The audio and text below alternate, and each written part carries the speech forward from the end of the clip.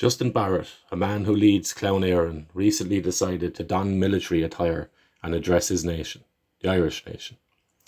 In this speech, he spoke of the Irish people standing up and defending themselves from the growing levels of violence in this country, aimed predominantly, or at least this is the impression one may get, at Irish people. This action by Barrett has evoked some intense responses from across the political spectrum, with many calling it a parody of Nazism. Perhaps that will be some people's initial reactions to this, but perhaps not. So let us activate a powerful tool we are blessed with, reason, where we can, if we choose, place principles above personalities so that we may widen our scope of the context that we are dealing with.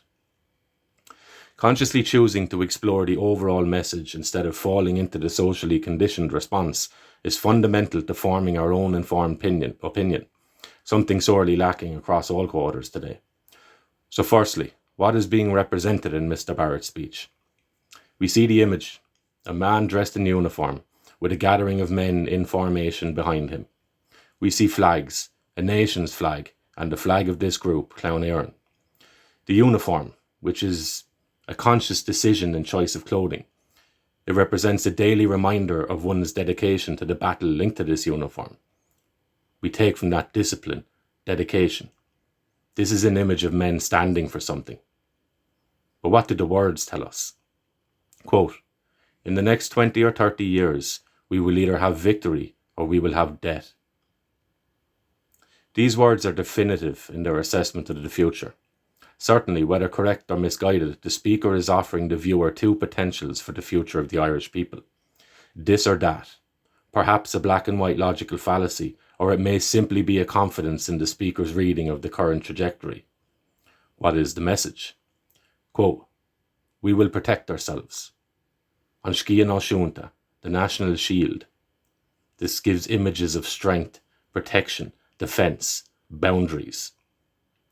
These have always been the natural domain and duty of men. But the dulling of the masculine blade over these current years has blinded growing boys to this reality, leaving them cast upon the open waters with nothing to bind their anchor to. The hero has been degraded to the citizen. There is a difference on show here between a man of action and personal volition against those who are waiting for the majority to move before action is even entertained. Whether this speaker's ultimate ends are to be deemed correct, good or effective, what cannot be denied is that he is speaking of accepting that the defence of himself and his people rests in his hands, and he appears to be accepting of this and what this entails. This is in stark contrast to the mindset of the modern Irish man, which has been on full display over the last few years, where the Irish people have abdicated their role and responsibilities as adults and allowed a government, a group of people, to assume these responsibilities.